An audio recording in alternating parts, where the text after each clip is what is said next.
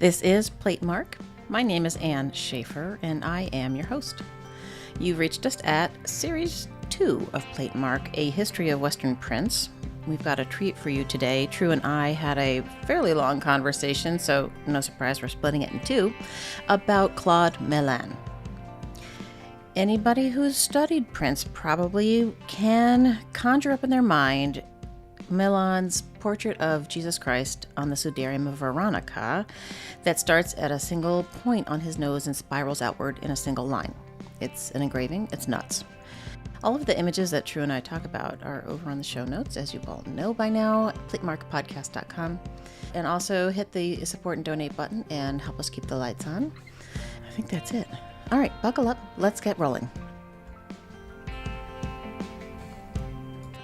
Hey everybody, it's Ann Shafer. Hello, Ann Shafer. Hello, True Ludwig. Hi there. We have a treat for you guys tonight.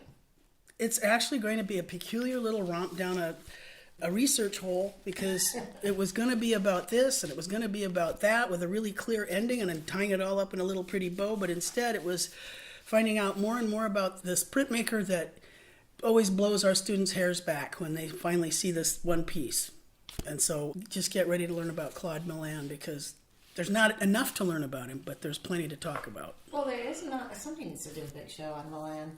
Well, that was the thing. I was just like, well, I wouldn't mind. A lot of stuff. Just like, you need to do that show on Krishna Reddy, and I'm here to help you. I'd be more than happy to work on a Claude Mellan. Let's get us together. This would be pretty awesome. Yeah, sometimes when things come across my wire, I put them up on the Facebooks, because there's lots of printmakers on the Facebooks. And the last one was an article about Krishna Reddy, who was one of Hader's associates, and my guy Hader. And I did write, somebody ought to do a big show, and everyone's... And I said, when are we getting started? When are we going to do that? I'm not entirely sure. Well, okay, so now maybe we can get all our toy Claude Mellans together, because it'll be a ton of fun. Okay. So are we supposed to be all positional and stuff? Oh, yeah, should we position ourselves? I'm sitting upright. What are you going to do? We're going to tell you all about our positionality, because it is only correct. It is true. It is true. I identify as a cis het white woman, and I use the pronouns she, her.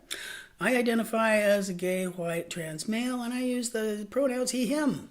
We are recording this at the Purple Crayon Press. Yes, we are. The happiest place on earth. In Baltimore, Maryland. Yes, indeedy do. The land of the Piscataway Conoy people. Which is a lovely place to be. It is. We like Baltimore. It's because it's a great print town, and you're one of the people that makes it that way. You of the second annual Baltimore Print Fair. Yeah, the print fair is coming up as we're recording this, so we're getting revved up. Oh my God, my students are jumping out of their skins. It's going to be awesome. Yeah, it's going to be fun. All right, what you got? Well, what I got for you is, once upon a time when we were teaching history prints, at the end of the semester I would say to any random student, so what was the one image that totally rocked your world? Completely, utterly, blew your hair back? And from the whole semester, which was yes, hundreds and hundreds. And we had seen mountaintop moments without question. And even students that I hadn't had in that class would say, that one of the face with the spiral. I said, you mean by Claude Mellan? The one with the face with the spiral that starts in the nose and it comes outward? And I said, yeah, I know exactly what you mean.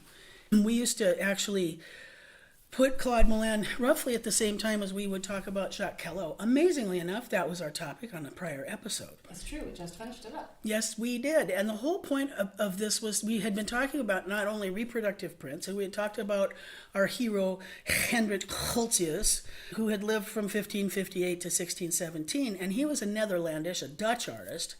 And then we had talked about Callot, who was from Nancy, and he was French, and he was born in 1592 and died early in 1635. They overlapped just enough, because I think there's no way that one could not have been aware of the splendor of the swell and taper of a single cross contour of a Holtzius line, and Callot had to have been aware of the beauty of the swell and taper of the engraved line when he invented his échoppe, so that he could replicate the sense of that engraved mark on his plates that he would scribe and then etch, which was, of course, much faster, letting the chemicals do the work.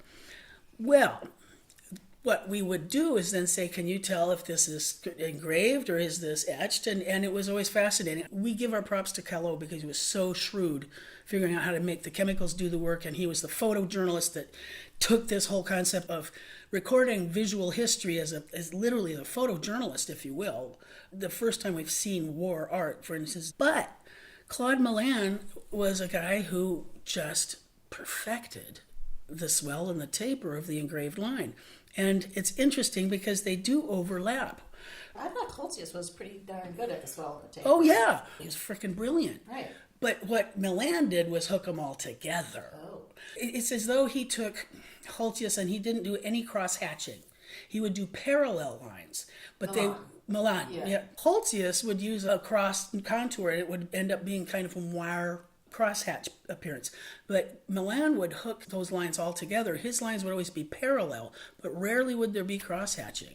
And they would be engraved, but it was his unique way of doing that. It just hadn't been seen before. He was unprecedented in the way he had created this mode of working. But, You know what's really fascinating, though, is when we started out way back with Palaiuolo, one of your points about the difference between the North and the Italians was that the Italians were working with the parallel hatching, and that's one way you can kind of tell, right, aside from the color of the ink, which is sort of silvery down south. But in my mind, cross-hatching was an advancement. Oh, indeed. But now we're retreating. Yeah, we are, because it's a different way of rendering, and I think... Well, he perfects it.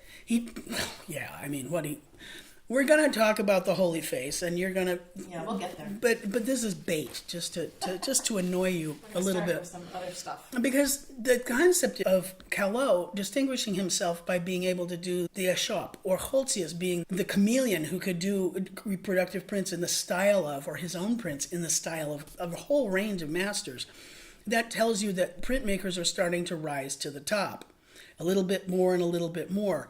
And in a prior episode, we'd also talked about Anthony van Dyck, who was Peter Paul Rubens' star pupil. And Van Dyck had started this magnificent volume called the Iconography, or the Iconographie, which was a whole gathering of portraits, engraved portraits of brilliant minds of the day. But no text, right? No, it was just the images. That's amazing. And so the concept of the portrait, to me, is thrilling. And I want for Anne to remind you that Van Dyck had done his self-portrait of his head, which was glorious, and it was done in etching, and it's all beautifully florid and wonderful. And then he hands it off to the engraver, who finishes out the entire design by putting that gorgeous head on a bust, on a pedestal, with a whole bunch of great lettering and some billowing clouds and stuff behind him. It doesn't fall flat, but it does show off the major difference. In a way, but it also was paying an homage. I always point this out, how the engraver didn't polish out the tiny little scratch across Van Dyck's mustache, because he's the master. But the idea of artists, of printmakers distinguishing themselves is one thing. Now, and also the artist does genius, finally. Absolutely. I mean, the Renaissance guys were... They are, but these guys have taken their clues from them, but now they are even more... you had these mountaintop folks, right? You had... Right. Even they, in their day, would have regarded Leonardo and Raphael as Ninja Turtles, had they known the term. Right. Yeah. But they had these folks that they were emulating. I think that building on a marvelous tradition, because I'm going to bring up now as a printmaker, printmakers always are feeling like the redheaded stepchild. I was so ignored, nobody paid attention to me in the art history books. I've quit saying the redheaded bastard stepchild. I've started saying the scrappy underdog. Okay. I never said bastard. I just said I always do. Wow. Okay, this, for once, the proper lady is through. Salty language lady. Sorry. That's okay. It's actually really fun. I've had some impact on your life. One of the things I love to bring up, though, is that Giorgio Vasari had printed his lives of the artists, sculptors, and architects. The first edition was published in 1550, and I have a wonderful cover that I'm sure that Anne's going to include in the images for you. Yeah, the title page. It's fantastic, and it's obviously engraved with a ton of great information and this extraordinarily long title. I love these blah, blah, blah, blah, blah, blah, blah, blah, long titles, yada, yada, yada. But the very first edition was 2 volumes, and it was published in 1550. And the neat part, though, was the second printing in 1568 was 3 volumes, and it included an entire chapter on printmakers. Damn Skippy. Now, there's another funny little squibbit that I discovered. It was in the second printing, Vasari paid more attention to the Venetian painters, which really irritated some of the Florentines, but because he was so Florentine-centric with his views. But it was still the first, essentially, art history book of all time. Right. Within the first 18 years of its printing, it had already realized that the printmakers need to be in this volume.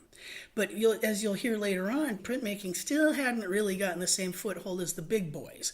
So I wanted to point that out, that not just printmakers getting their just desserts, if you will, but also artists wanting to establish themselves and knowing that Jacques Callot was included in Van Dyck's iconography. And so who was only a printmaker. Yes, just exclusively, which was really quite wonderful. Yeah. And Vorsterman, the crazed Vorsterman, had done a beautiful job of reproducing Peter Paul Rubens' images and also almost assassinating him, made the cut. And there's gorgeous etchings of him in that volume. If this is all surprising to you, you should go back to the episode on Jacques Callot. No, reproductive. I don't even know which one it is. Well, what I'm trying to do is sort of tie together some threads that have been starting to squirt forward. You know, we're herding cats or earthworms. It does start to spread. Well, it's really spiff, you know. But the idea of establishing engraving, as we had spoken in reproductive printmaking, and it becomes very, I don't want to say hackneyed, but it's very predictable, and there's a certain way that marks were made, and you would describe certain textures a certain way. But we get to somebody like Claude Mellan. I'm showing Anne this wonderful self-portrait that Claude Mellan had done in 1635. That's the year that Jacques Callot dies. Oh. But here he is, and in a way, he's at the same point with that same kind of winsome look that we see Rembrandt in his self-portrait on a windowsill. And you know, those were done within 3 years of each other. What? Yeah. So the other thing we have to realize is how these inroads are made in these different areas. Because we haven't heard Jacques about the French up until Callot, really, right? It's hard to remember that because we have to deliver it linearly. That's the hope, right? Well, right, but that we have Rembrandt and Callot, you know, running. Well, I mean, Rembrandt was looking at Callot, right. And Rembrandt had a wonderful print collection. Rembrandt was, 1606 to 1669. Well, you know, Claude Mellan is 1598, and this is great, to 1688. Holy cow. Exactly. Jesus. 90 years. Wow. And you know, another artist that lived to be 89 or 90 years? Michelangelo, right? Indeed. And Isn't Leonardo little? He was pretty ripe age. What is it? 1452 to 1519. Okay, just so you know, everybody, Drew just whipped that out of that brain of his. I'm sorry, but they're just dates. How you do it? We're talking about Claude Mellan, who was born in Abbeville, France. But the other thing I want to throw in there, that he had lived as long as Michelangelo, but you would want to realize that he is in exactly the same pocket was essentially Caravaggio was. What? Yeah, because Caravaggio dies in 1610. And Claude Mellan is somewhat of an inheritor to the Caravaggesque light and shadow. Whoa. And you know whose years really match up perfectly with him is Gian Lorenzo Bernini. Mr. Baroque Rome. Mr. St. Teresa in Ecstasy? Yeah, the embracing arms of St. Peter. We're speaking Catholic Counter-Reformation. Mm-hmm. And we're speaking about absolute faith and commitment. Gian Lorenzo Bernini really enjoyed the work of Claude Mellan and actually had him do a couple reproductions of his work. Whoa. Exactly. Did not know that. And the fact is that I think if you look at Claude Mellan's work and you notice certain... There's times when there's marks that he makes that could only be made by a person of faith who is using the time spent in meditative... Like with Schongauer, when you look at artists that have these pieces that took so long to create, it's that place that they go where making the work is a form of worship as well. When we start talking about the Holy Face, I don't think there's a way a person could have done that without an absolute belief in themselves, their subject matter, and what the church was supposed to be doing. And he, Mellan, and Bernini, and even Caravaggio are all a part of this Catholic Counter-Reformation when it's really built its strength. And now Rome is on its ascendancy. It's back from it's way past the sack of Rome. It's now in its heyday. We're talking the high Baroque. So when we look at Mellan, first thing would be that I would ask the students, well, what's the print you remember? It would be the Holy Face. Okay. And there was one other Mellan in the collection at the BMA that I would ask you to pull. You should see this wonderful series of micro expressions that are fluttering across Anne's face. My slide projector is flashing images in front of my face. It is Delilah cutting Samson's hair. Oh my goodness. The fact was that more than likely the face of Samson was a self-portrait. Oh, good God. And it makes sense when you're looking at this lovely face, this wonderful self-portrait that Mellan has done, and it looks like all the world, like it should be one of the pages in the iconography. At any rate, I would like for you, Miss Anne. And also for you listeners out there, you probably only know Mellan by the Holy Sudarium face. Mm-hmm. And so we're going to try and open him up so that you realize that he's done a bunch of other things, and some of them are really weird and cool. Because the thing is that I knew of the Holy Face and I knew some biblical things, but I didn't realize that he was such a crackerjack portraitist. Mm-hmm. I was not aware of this absolutely winsome self-portrait, which if you look at it, you see how it says Clavdiv, mm-hmm. Claudius? Yes. Actually, it's because everything has been Latinized or Romanized, so the U's look like V's. Yes. Well, here we have Claudius Mellan, Nazione Gallus, Pictor et Incisor. Painter and printmaker. Correct, but he's Gallus, he's Galatian, he is a Gaul, he is French, and he's very proud of that, and you will see that in many, many images, even though he's done some training in Italy. So he's even done reproductive prints of people by, not just Bernini, but like Pietro da Cortona, who was the ceiling painter for the big hallway, the triumph of the Barberini family, Pope Maffeo Barberini. This guy was doing reproductive prints of that guy. So he knew the big bright lights of the Italian Catholic Counter-Reformation Baroque. Who would have known, right? Yeah. But he is so proud of being French. But look at this adorable face. And why, look, Anne, what kind of... that's exactly right. Isn't that adorable? It was the fashion. And there you have it. And he's very fashionably dressed. He even has the sleeves with the little tufting through them. Because... The amazing thing to me about this one is that the background is the most rigid grid. I don't even want to think about trying to engrave that. Oh, dear God, no. There's kind of a slight halo where the lines don't quite meet the hair. There's sort of a glow around his hair. Mm-hmm. Probably on purpose, just because those lines don't quite, connect. But it is... Wow. It's sort of doing that, but the other thing is, this is from 1635, and he has not done the Holy Face. He has not really quite perfected his signature trick, and I'm not going to say gimmick, which is what Linda Holtz says. You're right. I just realized he's got cross-hatching in the back. Yeah. Oh, wow. But you can still see all this glorious cross contour on the... He's going to drop it soon. Bam. So here, I just wanted to bring that to your attention. So I'm putting our friend Claude Mellan in that same pocket. I mean, this is at the same time. This is portraits done the same year that Jacques Callot dies. Callot, is imitating the kind of mark that Mellan would be making. But the reason we know Mellan is because of the Holy Face. Right. Well, that won't come along until 1649. Oh. So what's happening before then? Some few years in there. Indeed. So things that are going on. Well, in the writings... And I'll tell you that I did look very heavily at one really beautiful article that I want to give credit to Sonia Del Rey, who had written, aren't you happy? Sorry. National Gallery of Canada? Yes, I know her. Well, have you met her at stuff? Yeah, she's in the print council. Well, duh. See, I haven't met her because... She's younger than me. She's not... Yeah. Oh, no, that can't be possible. Well, I'm just saying. Oh, no. Nobody's younger than you. But it's a great article. It's a familiar face? ? Unveiling Claude Mellan, and it was about a significant gift to the National Gallery of Canada. But her reading on the Holy Face is just, it's splendid. So I'm going to have to quote her directly. However, one of the things that I wanted to bring to your attention, even her Wikipedia will say that Claude Mellan was known as a draftsman, engraver, and painter.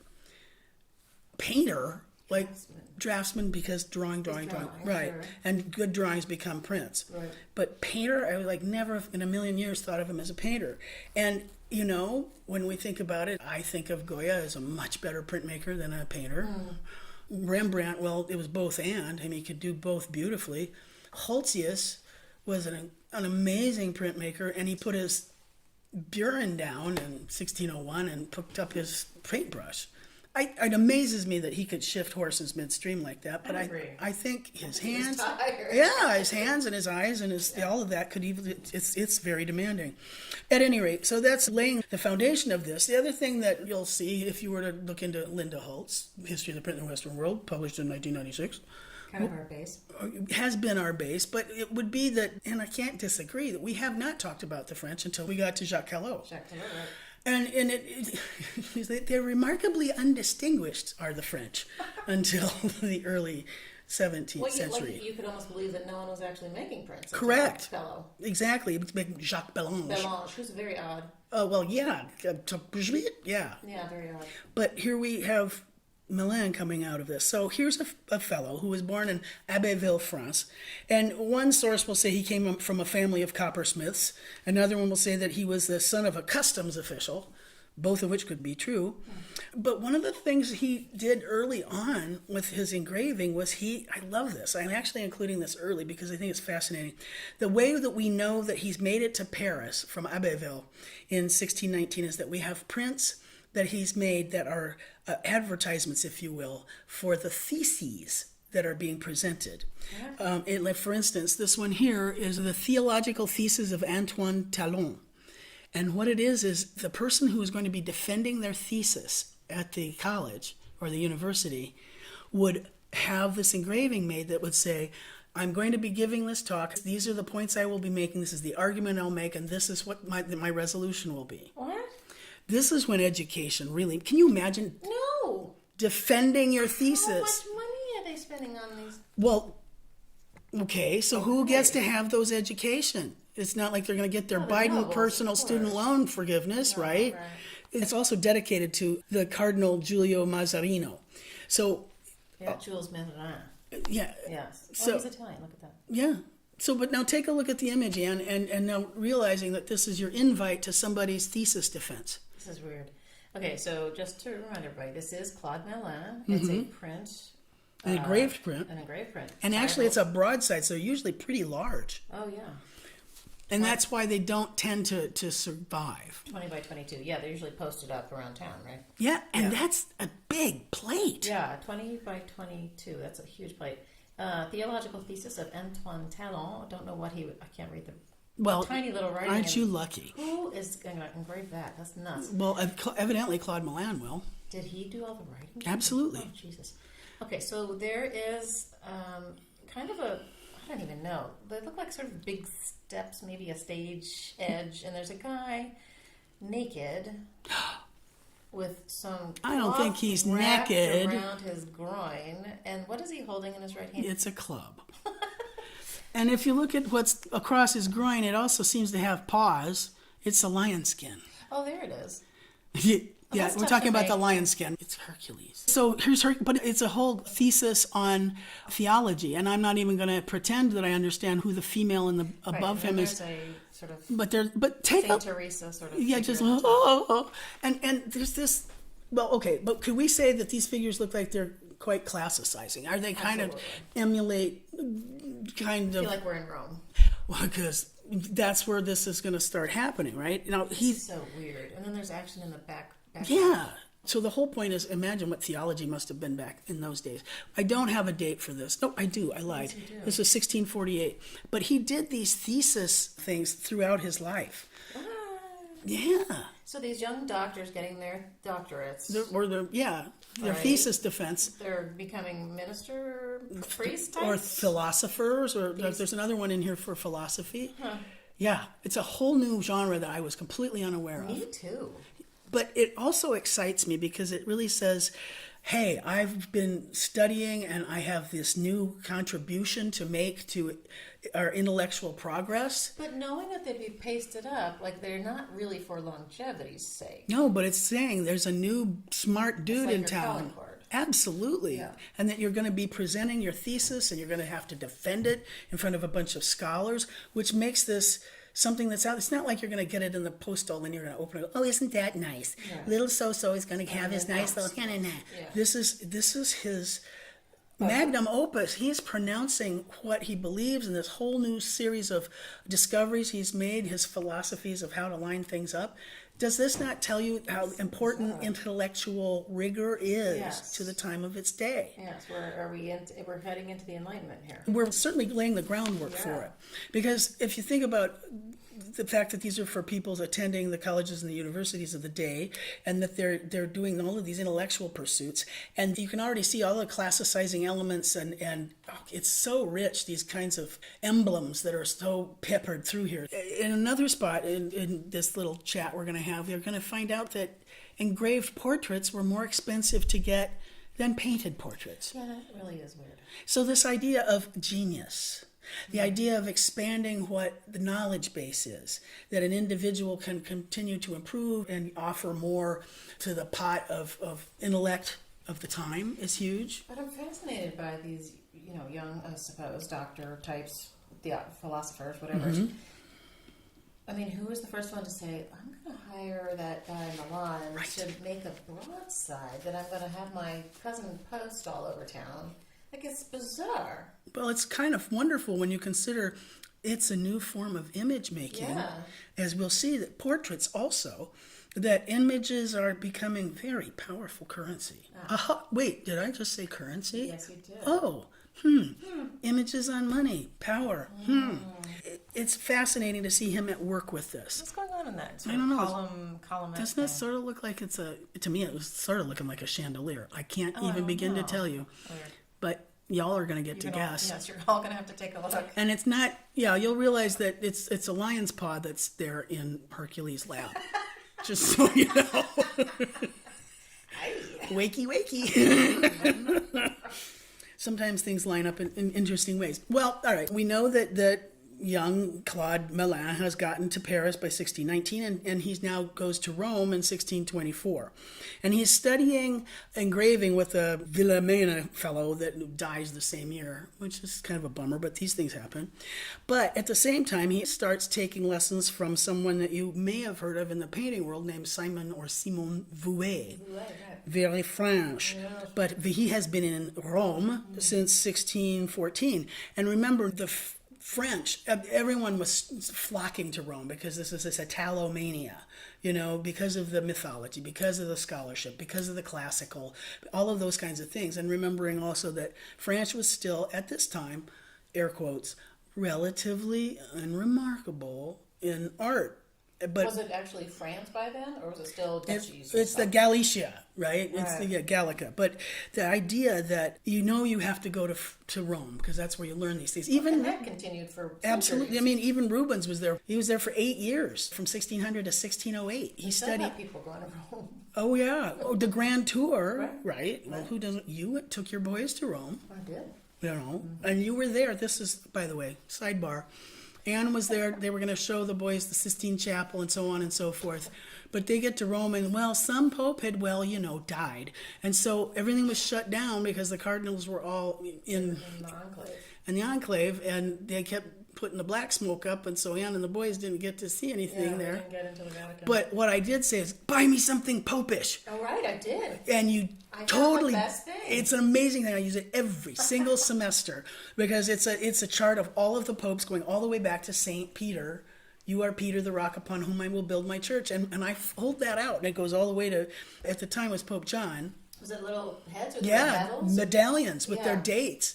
And it's like, this is not play acting. These are people who were God's presence on the earth. They were ruling, if you will, and holding this Catholic Church together, and we still have them happening today. Well, and that poster, if I recall correctly, this was back in maybe 2012 or something. This was a while ago. Whenever the last pope died, actually. And we can look It was that up. before Benedict. It was before Benedict. It was John Paul died. Yeah, John Paul II. Yeah. I found the poster at one of those sidewalk I'm selling postcards kind of vendor guys. Like it was, just everywhere. I use it every semester, and it blows their doors off. It's like, this is real. You are Peter. You are the rock. Saint Peter's the rock upon whom I will build my church.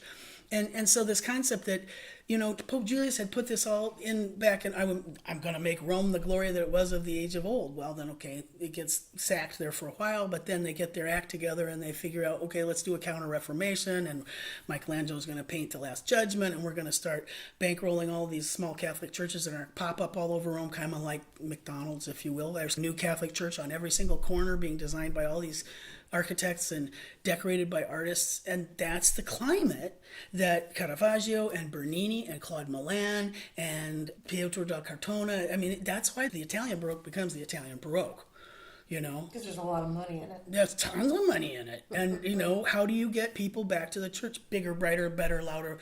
Baroque is the art of... the superlatives. Exactly. And the Catholic Counter-Reformation is all those bigger, brightest, bestest. And I also feel as though it's that the deepest sense of faith. For instance, Gian Lorenzo Bernini practiced the spiritual exercises of St. Ignatius every day. What? At San Ignacio. He was an incredibly devout artist. Right. So he would go through all of the physical manifestations of what it's like. You can hear the agony of the people frying in hell and all of these things. When I think of the fact that Bernini could look at Claude Mellan and say, you're the guy that could engrave something for me, that's a big statement. Mellan did approximately 400 engravings. About 25% of those are portraits. When he's studying with Simon Vouet, and Vouet says, you got to really practice drawing. Drawing is the basis of all good engravings and all good paintings. You need to practice drawing. Draw, so that you understand how to notice things and really get a good glimpse of those things. It's also finding the truth in the moment and the truth in the people that you're studying as a portraitist. This is one of the things that Mellan brings to the fore. I might have to get on my little soapbox here in a second. Vouet, who really only lived about 59 years, is summoned back to France by none other than Louis XIII, who says, come on back, I want you to be my court painter. You might recall that Louis XIII is the one that invaded Jacques Callot's hometown. So all of these things are piling up on each other. It's all connected, really. So Vouet had said to Mellan, you got to draw, and it's the strength of all of that. Do all the portraits you can. And so Mellan would study, do little drawings. We have about 100 drawings left of his. And for some weird reason, a lot of them are in Stockholm. What? I have no clue. Interesting. I know, right? Mellan does some engraved copies after Vouet's painting. And in this case, I'm actually going to show Anne something called Caritas Romana. It's a great engraving. What do you think of this, Anne? Judging from the lines and the moire I'm seeing, it can't be that big. Well, yeah, it's not that big. No, 3 millimeter. Okay, yeah, it's not big. It's not very big. Maybe 6 by 8. Yeah. Something. But you can also tell by the size of the letters. Exactly. Okay, so there is a woman. A buxom woman. A buxom woman who is grasping to her breast an old gentleman. Now, I don't know that if I remember correctly, Caritas Romana is that she is helping the charity of... Yeah, she's feeding him with those large things. I always thought that was an odd and weird subject. Charity still appears like that in the 19th century. Really? Yeah, Daumier actually does a couple images of Charity holding these children up to her enormous hooties as she's sitting on a throne. Hey, man, charity begins at home. I know, but it's a little unless you're not if you're an A sexual. cup, it's not sexual. You're just being, come on. You're just a machine at that point. Well, you're a wet nurse, if you will. At any rate, look at the face of this old man, and you notice how this is being rendered by our friend Claude Mellan, and he's definitely signed it down there, and he's doing it in Rome. Mm-hmm. But wait, it is a reproductive print by a painting by none other than the person he was learning from, Simon Vouet, the French painter. And I wanted for you to have a chance to see how well Mellan is translating the painted mark to the engraved mark. And you can already see the Mellan-ness of it. Even though he's still using a grid in the background, we're starting to get the moire, and we're starting to get this cross contour, and the hair, I think, is wonderful. This is a kind of a comparison to see what this engraver would do to render the painted work of his master. Yeah, he does a masterful job because he is Claude Mellan. But the interesting thing is that while the painting by Vouet has very Caravaggesque lighting, mm-hmm. Mellan has kind of left that to go. Yeah, it's not his largest concern. I actually feel as though there's more structure in the bones and the build of the figures They do look more substantial. They look more like they could hold up their own weight. Here, this could just sort of melt into the painted image, could sort of, it's almost like the boneless chicken ranch if you think about it. It could really melt away. And I'm giving you a second version just to see what you think, because, this one is attributed, or is it not, or which one's the original? Yeah. Ew. Because, it was a winner. Winner, chicken dinner. I don't know about that. Yeah, I know, but I can still see that Mellan has got this sensitivity to picking out these details, the important ones, and letting the smaller things go. They're not necessary, Right.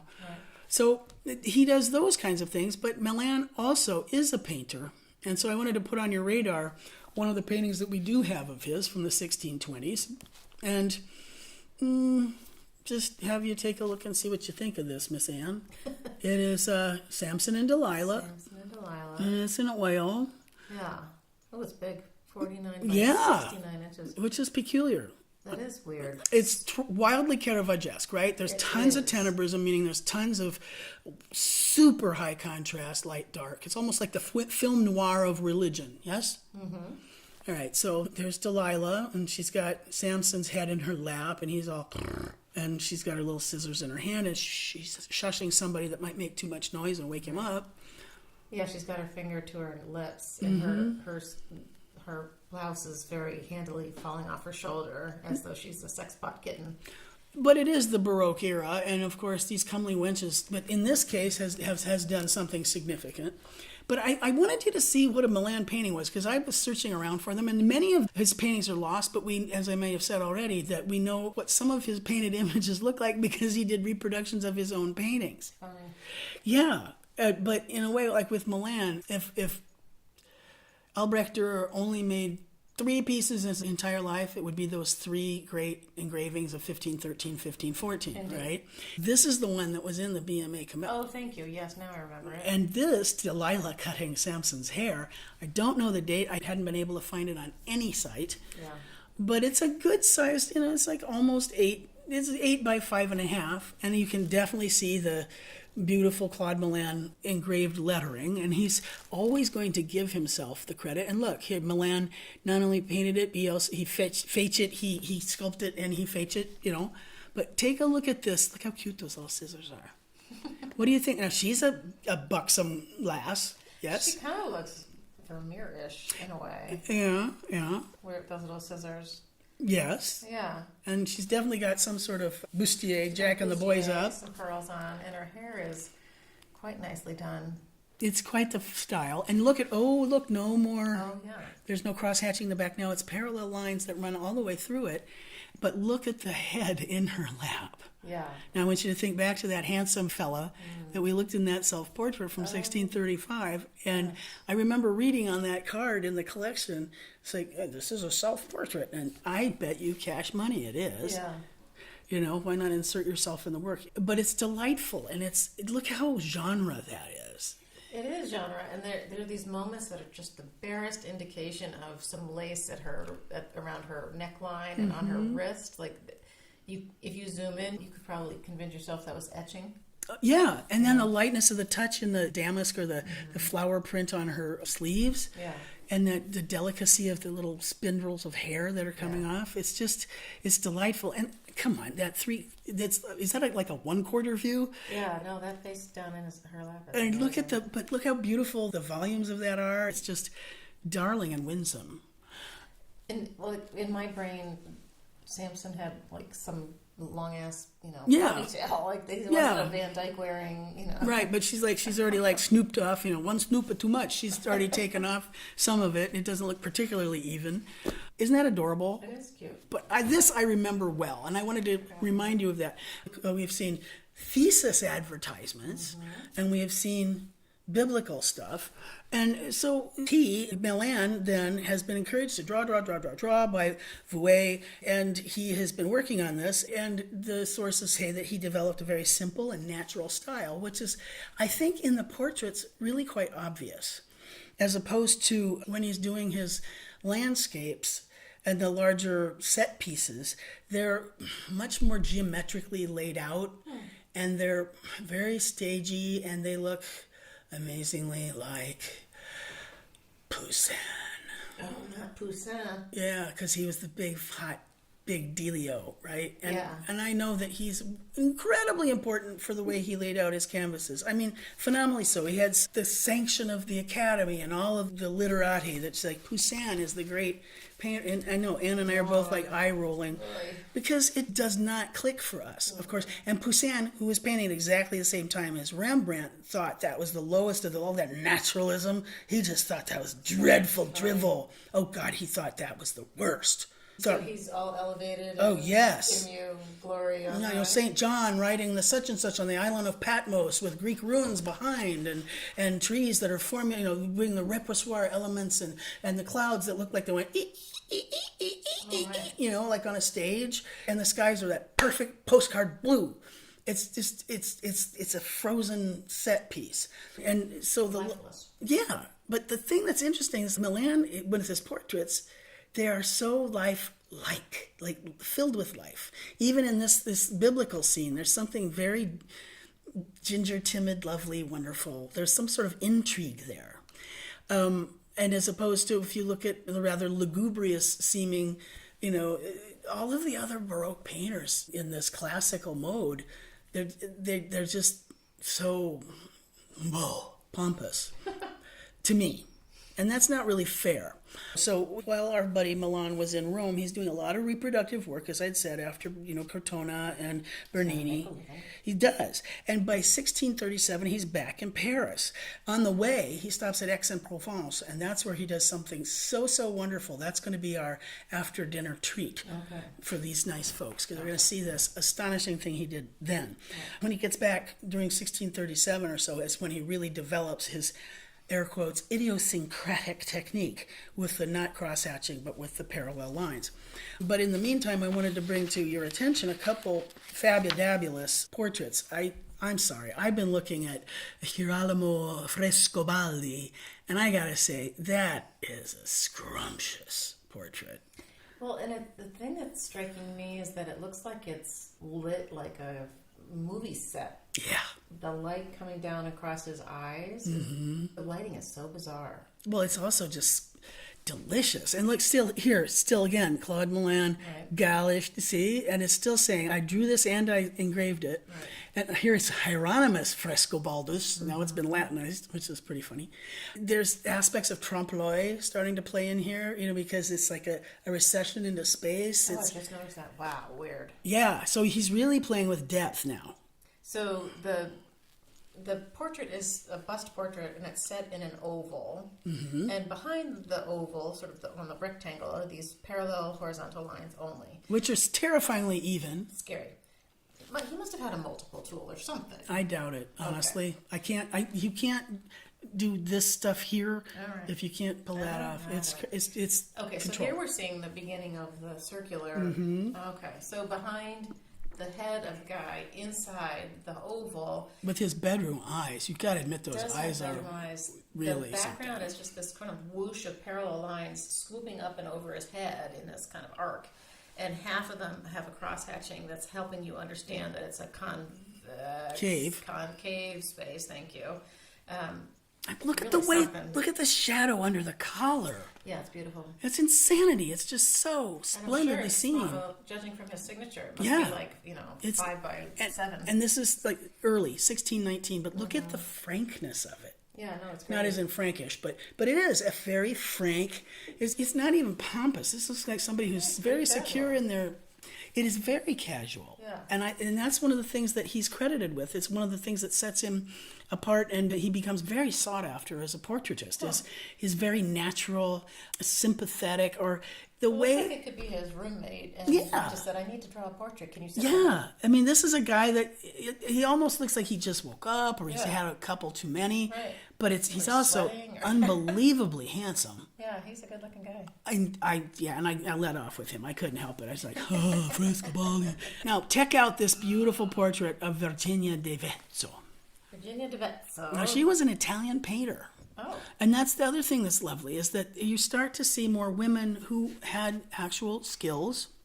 Not just Richie Riches, but this Italian painter. It's using that similar technique, right? It's got the head in as though it's through a porthole, but with a concave kind of an atmosphere. But you can even see the shadow of her behind her now. Yeah, that background behind her is. And that, look at that, Yeah, it's much more.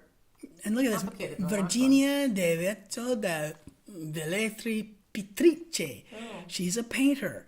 Now, this ought to get us going, because this has got us some zoomy zooms.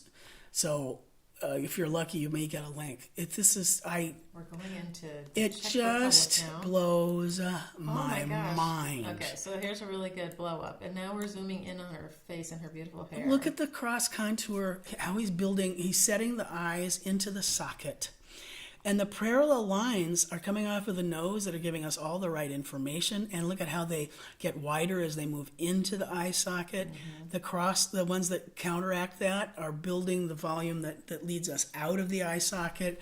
He builds the volume and the light across the cheek with these parallel lines. Look at him. Lips. I know. The lips are like 5 cross hatches on the top and It's 6 underneath. and she's, look at the beautiful eyes. You can see that there's light getting caught behind the iris, and yet isn't this ridiculous? Oh my God, we're so close. I've never seen eyeballs that have parallel lines in them like that. But when you zoom out, boom, boom, boom, boom, now look, all of a sudden, oh yeah, there it is, boom. And so, this has got to be accomplished with some kind of magnification, which does exist at this time. But you start looking at how his mind works. Look at the lift in the hair. Her jawline. Isn't that stunning? And It's just a couple of lines that become thinner. Yeah, the figure ground reversal there where the reflected light on the bottom edge of the jaw. It's like, where are you getting this? I'm so glad that we don't have to look at his paintings, because I'd be perfectly happy with this. Right, me too. And that's why, I will come up and look at your etchings or engravings. I mean, this is just exquisite. Look at, when I'm trying to teach drawing and I talk about how, people have a tendency to draw hair and it's like line, line, line. And it looks as though somebody's hair is very greasy and it's been stuck to their head. Right. And even here you can see him doing that lift as the hair come out of the follicles, and there's a lift to as they move around. It's just eerie how splendid this. Look at how beautiful those little curlicues of hair are there. And then we have the regularized, the letters, the thick and the thin of those that look like they could be on the side of a Roman monument. But look how lovely, informal, and relaxed. She's not uptight, In fact, she's pensive. There's a veracity to her. Well, they must be friends. Yeah, right? And to have a woman who's a painter getting an engraved portrait, think about what that can mean. Right. I don't know anything more about this image than that, but I can tell you that I'm in love with it. I just think, you win, Claude. Yeah, Claude Divs. Yeah. Now I'm showing Anne another pair because he's so adept at different ages of people and the different ways that they survey the world that they're looking at it, our world, the one that we're in. Now, if you didn't know who this lad was, what might you think? Well, I wouldn't have guessed he was the future king. Exactly. You would say, is he, this, what was the other name that we had on there? This very long name he had before he became the King of France. Oh. But here is an image of Louis XIV as a child. Now, Louis XIV, you may know him, he's the guy that'll become the Sun King, and I am the state. And the sun rose and set with him, and, he's the dude that built Versailles. He was born in 1638, and he became king in 1643 at the age of 5. Whoa. And his mom, his regent, Marie de Medici, was the one that ruled in his place until he became of age. Now, isn't that interesting? That's when Rubens is painting that whole cycle of portraits of her. Mm-hmm. Because the Baroque artist is now celebrating the lives of not only the aristocratic, but also some other folks, artists, thinkers, and so you start realizing the importance of an image. Not just for the wealthy, but for those who are in the thinking occupation, the people, the creators. We're starting to see that. I've always been curious though, like what kind of person would want to collect portraits of people they didn't necessarily know? I mean, aside from the rulers, if you were a supporter of the ruler, you know what I mean? Like, I don't know, it's funny. Well, there's so many of them. Well, and that's why I kept thinking, well, portraits are dull, blah, blah, blah. Well, some are. But they are. But the thing that we come to realize and you'll see soon that with Louis XIV, how it becomes so absolutely essential, was that portraiture was this new language of visual communication with the public. You have images, they're in print, they're in multiples. Some people would collect those because that's their way of knowing this is what this person thought. This is how they're thinking. That's their way of learning history because it's about the people. If you think of these, each of these is a little tiny TV screen where you're saying, oh, this is who's existing. And they're important and they've been engraved because they are X, Y, or Z. It's like People magazine. Yeah. But yeah, and so they could have political meaning, they could have artistic meaning, they could have spiritual meaning. But this portrait of Louis XIV, which we don't have a close-up of, I can tell, though, that the background behind him, he's also set in one of these ovals. Mm-hmm. And behind the oval is these horizontal parallel lines, per usual. But, can you see them?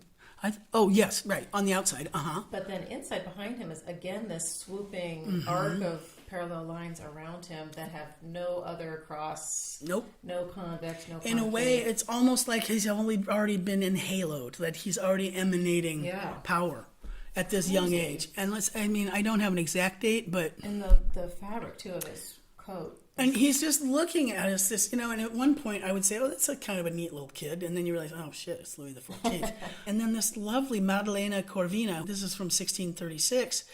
Look at her. She's another engraved portrait in an oval, as we have seen. And she's just lovely. And if I was more up on my French, she's something about a school, and vis-a-vis the Côté de la Saint-Martin, she's very beautiful. And maybe she's just a beautiful woman that... miniatrice romana. I think isn't she a printmaker? Madame d'Estampes? I'm hoping so. I was like, see, you're the French person. On the Quai d'École. Right? Yeah, I think maybe she's a print seller. Either way, she's in the right trade. Yeah. But look at her. Look how much time he spent giving you the plumpness around at the corners of her mouth and just the start of a cleft chin. It's remarkable. This scene engraving beautifully used by Albrecht Dürer and Night, Death, and the Devil. But it's a completely different world here that we've seen, and it's not the Holtzius of the mythological. These are actual people. I feel as though I'm looking at people. Well, he's brought them into an intimate exactly setting, which we haven't seen before. Because engraving has always been kind of, not Dürer maybe, but it becomes such a staid thing, and then suddenly you're like, I know that person because of how delicately he has rendered the face. Exactly, and then you start looking. For instance, here we have Charles I de Crequy, the Duke of Ludwig. 1633. Well, now this is ridiculously ornate, and he's wearing armor along with a lace collar, and you can tell that he's not the youngest guy. Plus, he's got a really weird. Do you suppose that's one of those black dots that covers the? You think? But you also look at this wispy. This hair looks like Rembrandt etched hair. You see that? It's so light and airy, but here's the absurd part. Look at how it breaks up and it turns into the lines. He's flexing here. Rembrandt's little lines would go off into white, the negative space. And Mellan is taking them and he's letting them get absorbed by the glowing concavity of the space that this important person is sitting in. Because this guy, again, has that parallel lines looping up over his head inside the oval. And then look at this this lovely... The banderole is amazing. Yeah, it's just a flap. You can hear it like flutter, flutter, flutter. Trompe-l'oeil here. Totally. And he's getting more and more adept at trompe-l'oeil, fooling our eye into what is there. And even there you can start seeing, I've signed it a little bit at the bottom, so on and so forth. I feel like we're rattling on with things that we haven't discussed or described. So the trompe-l'oeil thing, which shows up in many places in art history, in this case means that the dedication along the bottom is engraved in such a way that it looks like it's on a ruffled, wavy piece of paper that's pinned to the board. Literally pinned to it with curling edges. And it looks like it's coming off of the page. Like you could fool the eye. Fooling the eye, and you for instance, like when George Washington saw Charles Wilson Peele's Staircase Group, he leaned down to pick up the little fake card that was on the bottom step. Right. Because this verisimilitude is unbelievable. Yeah. People haven't seen this before, not in the printed realm. Have we seen any trompe-l'oeil yet? No. I don't think we have. No. Where are we? 1633. Yeah. I don't think, now people can, Yes, folks, welcome to phone in. and you can just say, hey, yeah. I mean, you could say there was the Intarsia wood cabinets that were done, that were very trompe l'oeil in Italy, but that's not in this sense. But it's that complete respect for an artist being able to have things look like nature. And yet, this It's is also breaking the fourth wall in this case. completely. I mean, things can look like the thing, but it's coming up off of the sheet. Yeah, and if you think about what this looks like, this predates. Remember it was I think 1648. It was an incredible. It was the pastor who's reaching through time. It's a Rembrandt print, and yes, very good. Thank and you. he's reaching through the porthole, and he's got his sermon under. You win. Anne's getting a pat on it. Hear this? Yeah, totally. No, that's it. Yes. The preacher Silvius, and he's reaching through, but that's 15 years after this. Oh. And in that case, Rembrandt was using that as his words are so strong they reach beyond the grave. Right. And here we have the Carolus. He's very important. He's a duke, if I remember. But it's eerie how, with this ridiculous line work, he's created. It's off in your eyes, Anne, and you go, "Oh wow, that's." Yeah. It's almost like black and white photography in a very strange way. Well, and as you said at the top of the spiel, to your point at the beginning of the reproductive series of 4 episodes that we did, the reproductive printmaker, which I had never thought of before, you're, pardon my French, fucking brilliant, that the reproductive printmakers had figured out with line and engraving how to do the halftone. Yeah. Absolutely. And if we were to look back at that Mellan and how he did that under the collar, it's like, you son of a bitch. Roy Lichtenstein would be like, damn! I wish I'd picked up on that. But wait, there's more. Now, we're not going to spend a whole lot of time on portraits, but some of them are just really so very dazzling. Jean Perrault, these very important individuals, people, great thinkers, some were aristocrats. Mellan was really becoming very sought after as a portraitist. The strength of his drawing and his ability to grasp the lovely micro-expressions of the sitter were unbelievably adept. I mean, this is an engraving. Now imagine, you do the portrait of the sitter in drawing, and then you engrave the drawing, right? Now, when Rembrandt's doing a portrait, he's got a grounded plate, and I'm going to venture that he's going scribity, scribity, scribity, scribe.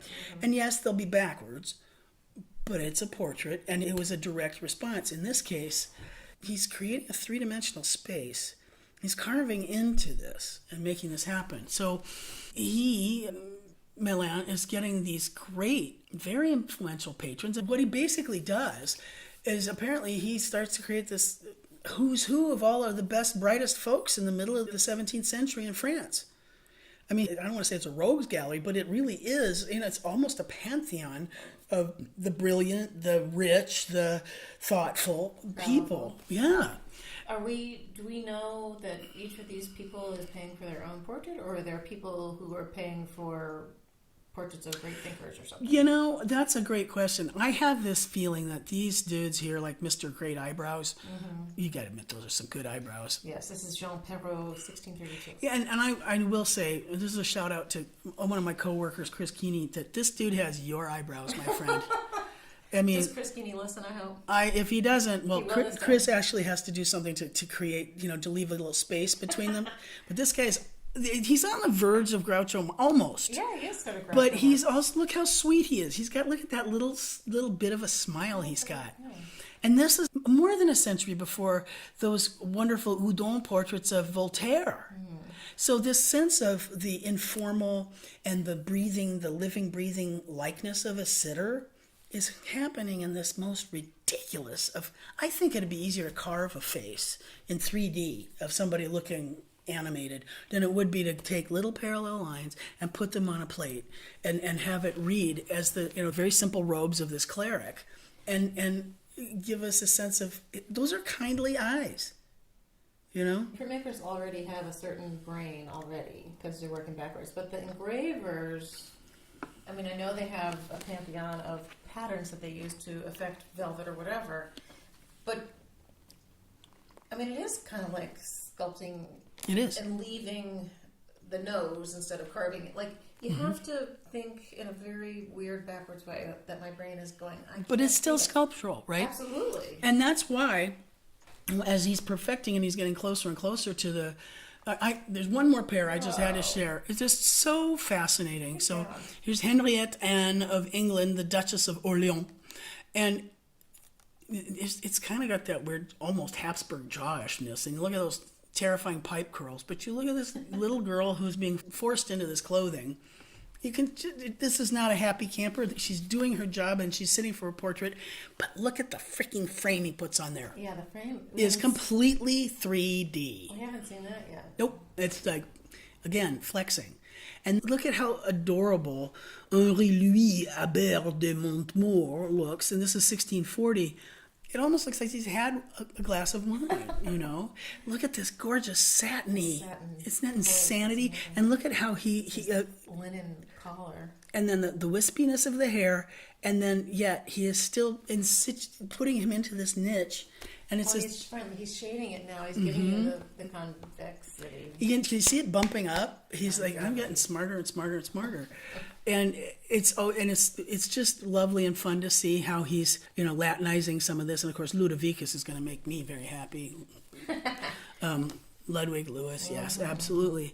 But these winsome, believable souls. Now, I had to throw this one in here. What is happening here? Well, I'm going to say that this is the most bizarre portrait of Edward G. Robinson that I've seen. I went, whoa, that's Edward Little Caesar. Yeah, see? Yeah. Doesn't it look like 1932, I think, or 1933 was Edward G. Robinson and Little Caesar. But it's Raffaello Menicucci.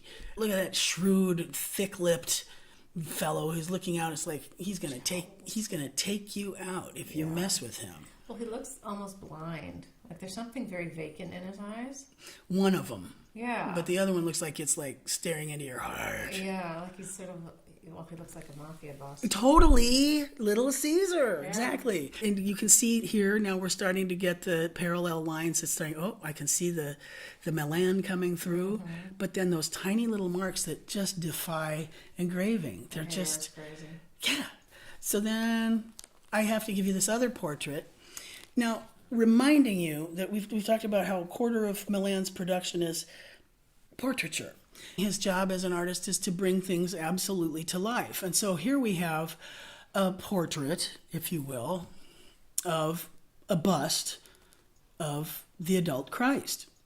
And this is done in 1652. I want Anne to tell you what she's seeing in this Adorate Dominum omnes sanctes eus.